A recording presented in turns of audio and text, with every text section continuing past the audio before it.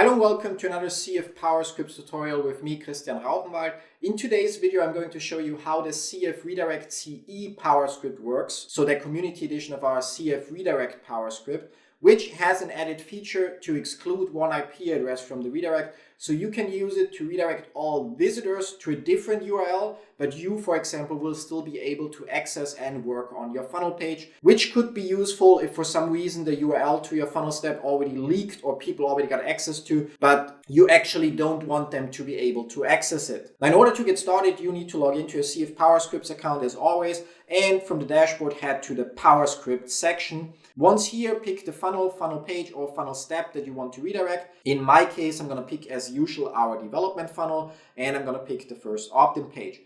Now here, simply click on Add New, select the CF Redirect Community Edition script, and you'll see that all it takes is two different settings. The first one is the URL where you want to send people to. I'm going to enter cfpowerscripts.com. And the second one is the IP address that you want to exclude. Now don't worry, your current IP address is already listed below. Depending on your internet provider, your IP address may change every couple of hours, so you may need to update the settings from time to time.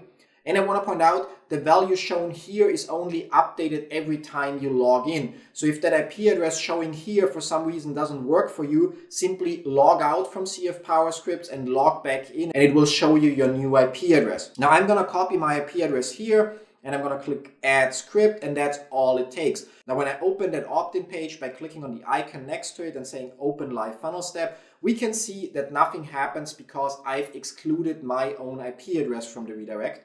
However, when I go back and I click on Edit Script and I simply change one number to make it a different IP address and I click Save, we can see as soon as I refresh the page, I'm automatically redirected as well, because now my IP address is not excluded anymore. Now, once you're done with your work on your funnel and you want to give all people access to it again, all you have to do is simply click on the X and delete the PowerScript from the funnel step or funnel page.